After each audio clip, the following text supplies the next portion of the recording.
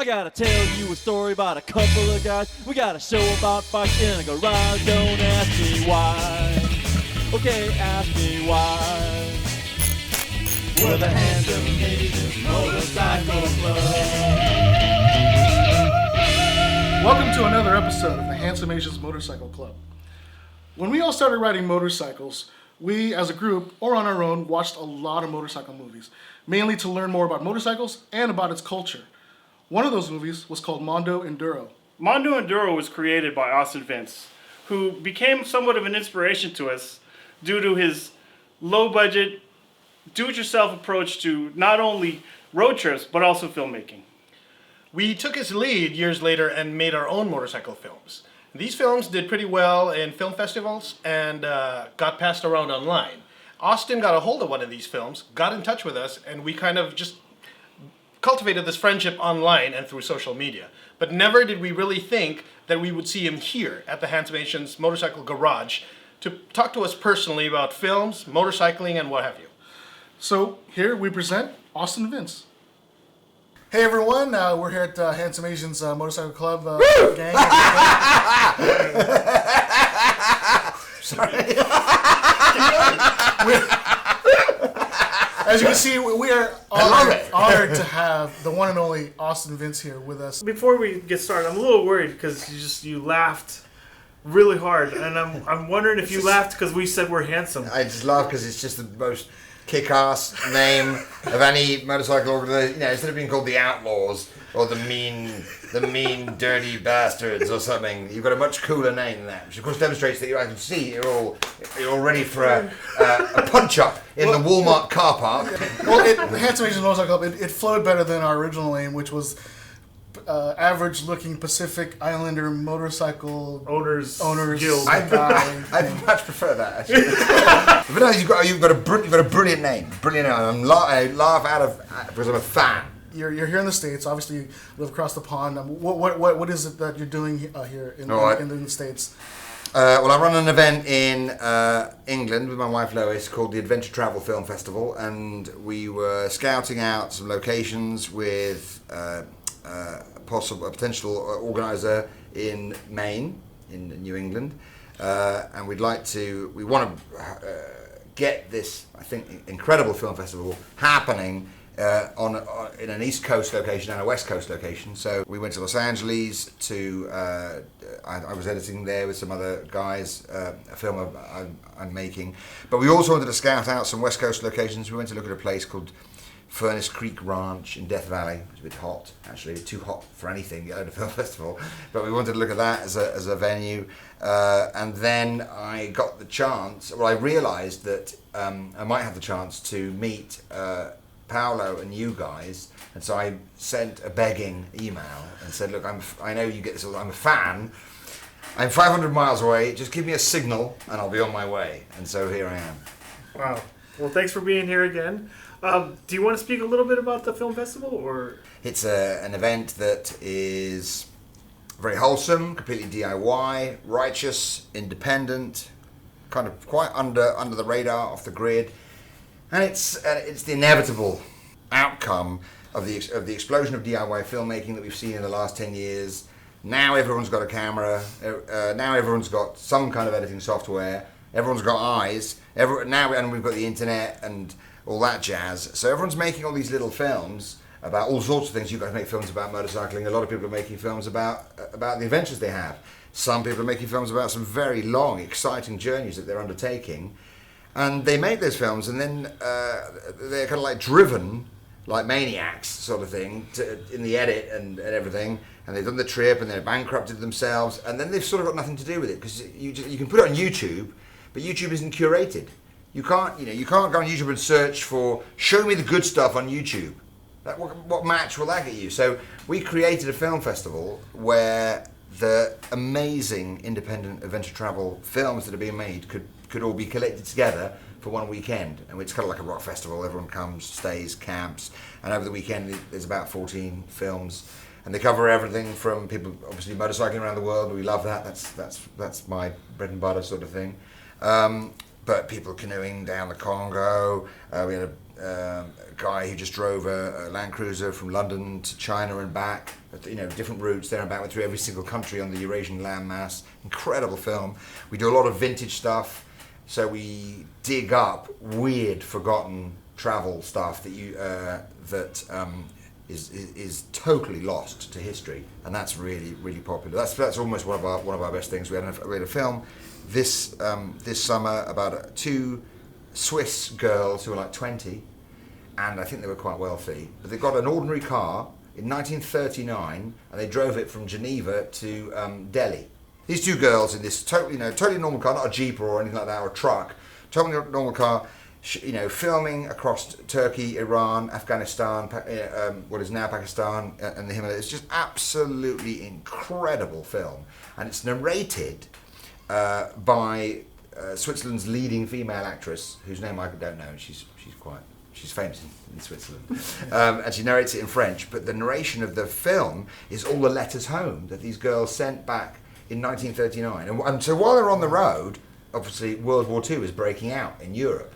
And so every letter is that normal, hi Mum and Dad, everything's going okay, food's a bit funny, my tummy hurts a bit, the car broke down, apparently Paris was invaded yesterday, and so the narration in this film is extraordinary, and it's a film that until I saw it, I couldn't even imagine a film like that existed. It's an incredible historical document, it's a social document, and an amazingly cool thing about it is that the Afghanistan footage is the only bit of the whole film where it looks exactly the same as today. There's no sensation of it being vintage footage. Mm-hmm. So that's what's 1939? What's that? 70 years ago? Sure. So I'm not trying to run Afghanistan down, but it was really, really weird. All the other countries look old. Yeah. Old cars, old steam engines, mm-hmm. everything, old clothes. In Afghanistan, exactly the same. Wow. Yeah. So that was an indication of how that in that part of the world, the latest whatever iPhone 6. How do you milk sheep? Bring out a new iPhone. So it sounds like a great event to just bring stories. Correct response. Yeah. It sounds like a great event to bring stories like that and artwork like that to give it a forum to be seen. Yeah, and it's really the greatest privilege of curating this event is that everything's great. Everything we've got is stuff you've never heard of and you didn't ever even imagine could exist, and you watch it and you're like, why haven't I heard of this before? And everybody comes away from the festival kind of slightly in shock, like, I've just, and then you watch television, it's like, what? It does make television seem enormously disappointing afterwards. Yeah. It's stuff that's so wacky. Some of it could never be on television, but it's what I think it's what I wish television was like. Completely. No celebs. Yeah. Nobody nobody's getting paid to do any of this. Everybody bankrupts themselves making these incredible films. Yeah. But there's no rules about how the journey's done. The only idea that would be in our kind of manifesto is we would expect you to be your film would be expected to be across a very long distance, take a very long time, and be in a place that's either unwelcoming or dangerous. Mondo Enduro, you and some friends, 44 countries, 14 months of traveling. What were you expecting on that trip? I mean, it's a great question. Of course, we didn't know what to expect, because in those days, all you could do to find out what it was like to motorcycle around the world was to read this book, Jupiter's Travels, by this English guy, Ted Simon. So you'd read that, and the first third of it is London to Cape Town, and that's the kind of bit that's like him not knowing what he's doing, gradually finding his feet. And if you're somebody who doesn't know what they're doing, I could barely ride a motorcycle. I'm reading that, like, oh my God, I love this. And it was exciting, obviously. It was all these countries that you'd seen in the atlas, but you didn't really know where they were. And so when we did Mondo Enduro, there was no films or television or anything, obviously no internet, so there was no website, so you couldn't ask anyone, and it was an enormous step into the unknown, but it was a great bonus that it was a step into the unknown, because we didn't realise what could go wrong, or we also didn't realise, annoyingly, how easy it was going to be. So now I look back and think, well, thank heavens we left on that trip, because if we, maybe if we'd listened to people who said, oh, this is going to be dangerous or whatever, if we hadn't gone, we'd have been wrong not to go.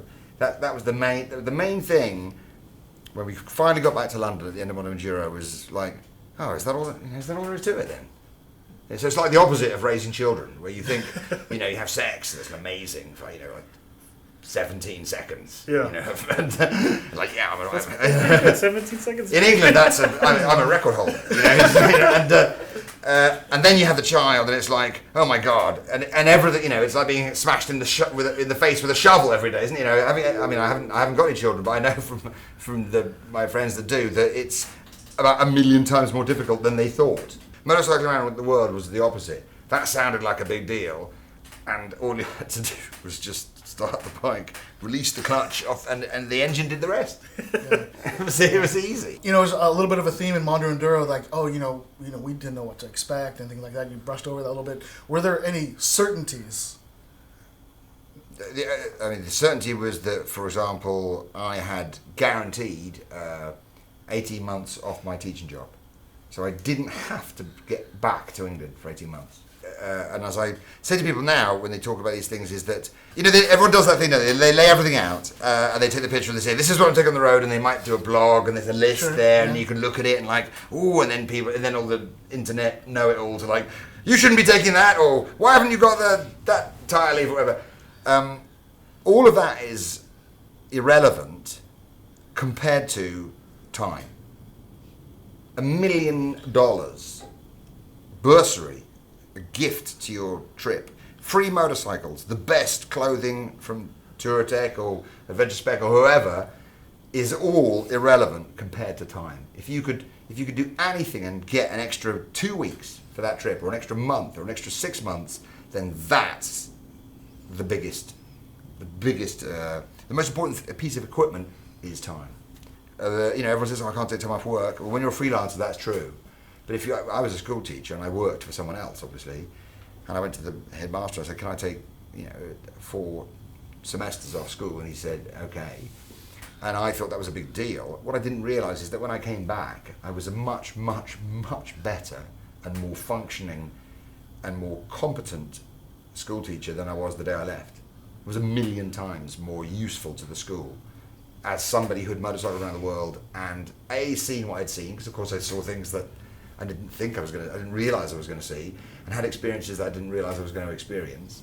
And of course the entire project, as I'm sure you guys know, is, it goes well for like 3 days, and then something goes wrong. Right. Whatever it is, you've lost a piece of paper, you haven't got the right, somebody's lost his passport, you haven't got the right spanner, you've broken something, the frame's cracked, whatever, something, and then from then on, you're on an 18-month problem-solving exercise, and corporate organisations spend a fortune trying to put their staff through those mock, they take you to the woods for the weekend, don't they, and they give you some string and whatever, and you have to like work together and make a raft and all that, stuff. So motorcycling around the world is that, but on crack, super high-end, really exciting, endless, open-ended problem-solving day after day after day, and of course it's a chore, but then you get better and better at it until eventually you're doing it without even realising and spending all the rest of your time and energy enjoying yourself.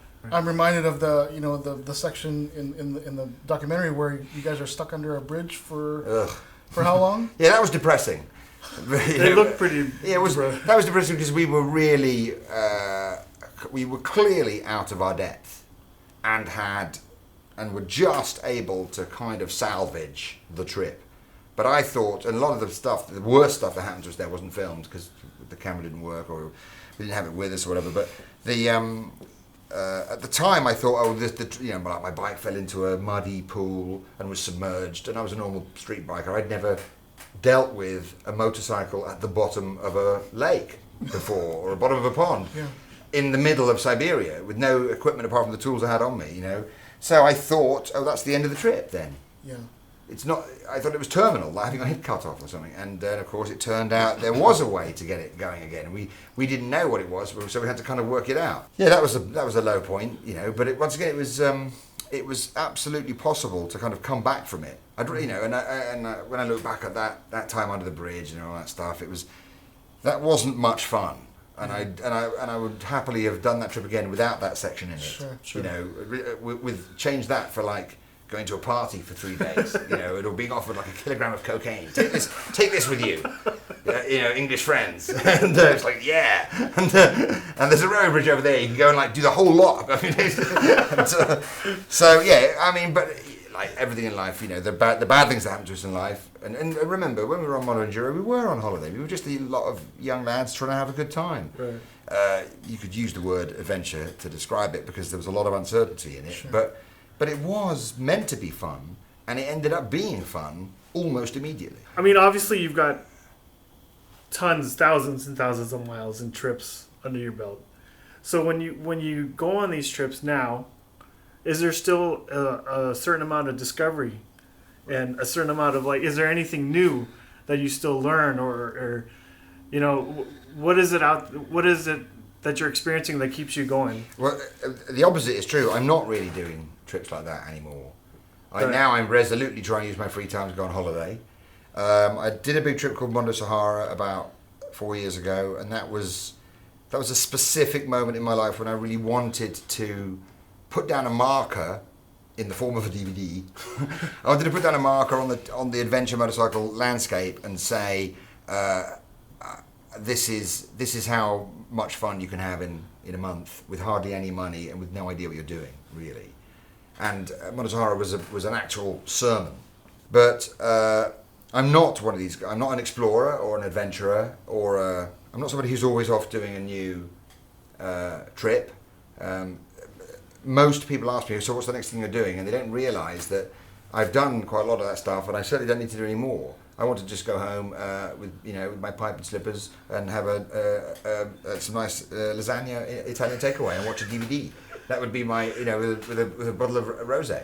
Yeah. And my wife. So what I'm doing next is I've got to get more people to do this stuff, not because the adventure is good, but because the going to the foreign countries is good, and that's my serious mantra now. And that's why if somebody does an amazing, I don't know, if somebody's like cycled the length of Death Valley or something like that, that was very physically demanding, I'm not really interested in that because it's America, and you can get your satellite phone or you can walk to the road and somebody will turn up and help you. They speak English. The cops are good guys.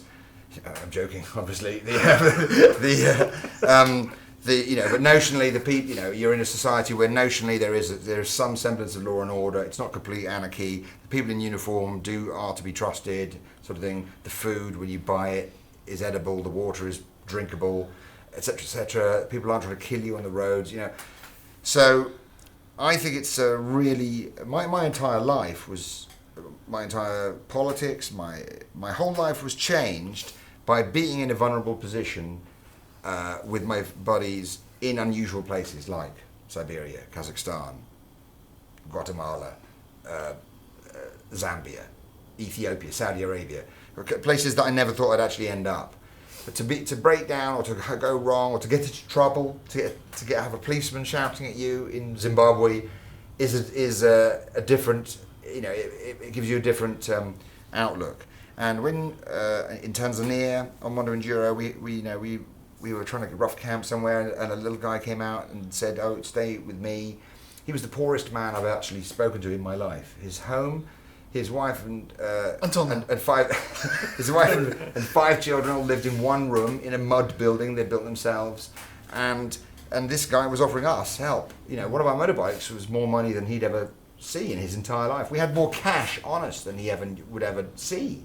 He grew potatoes at the back on his small holding, and that's all he ate. He had potatoes for supper and he had potatoes for breakfast.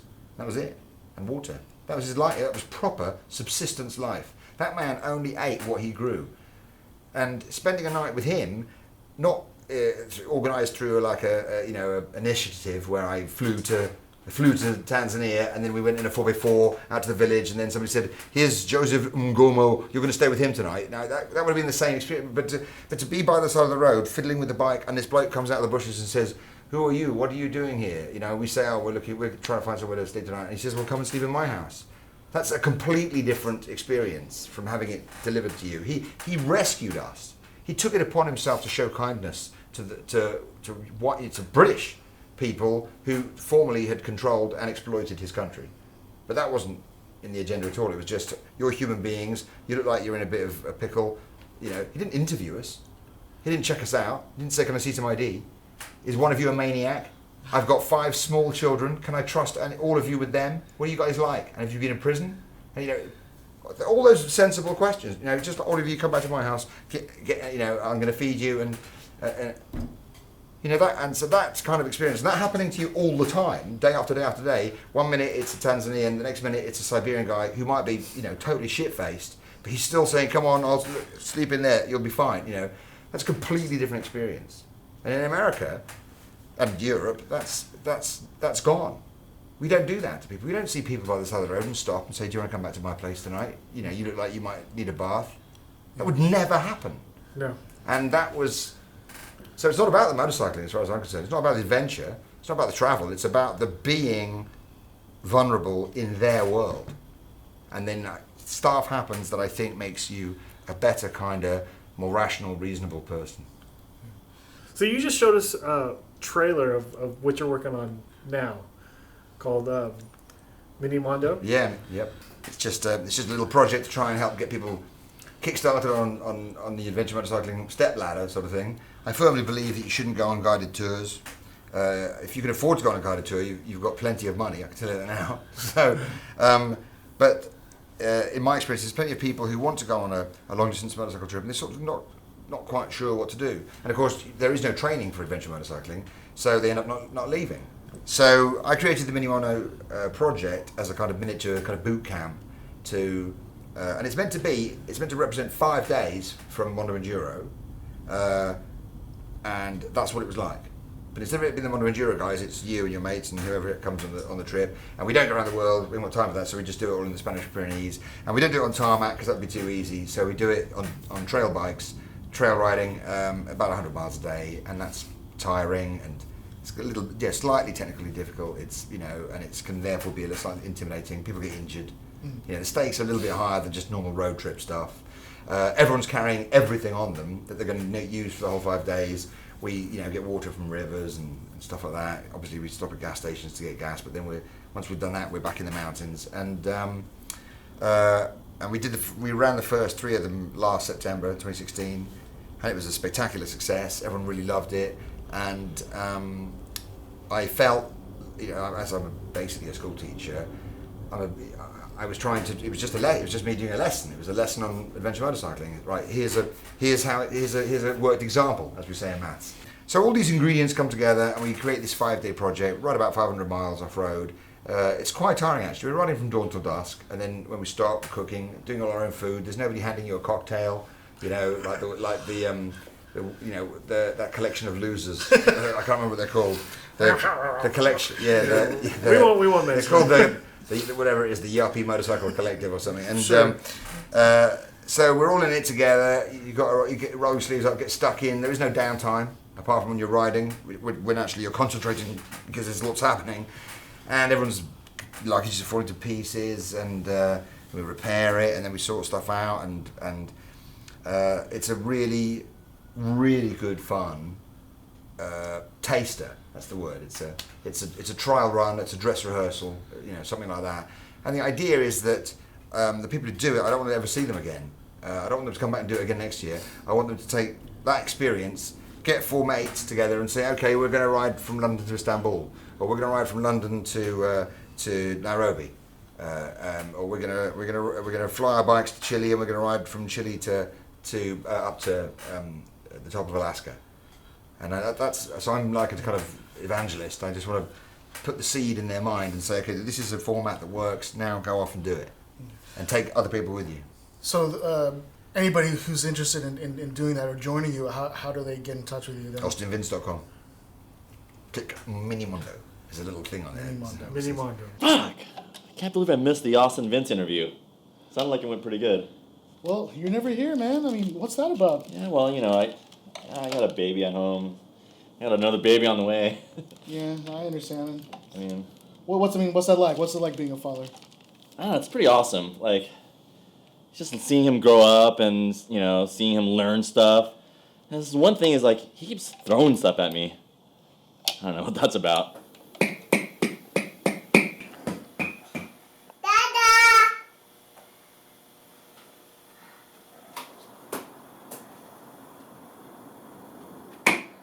Logan, what are you doing? Logan, what are you doing? We're the Handsome Asians Motorcycle Club. We're the Handsome Asians Motorcycle Club.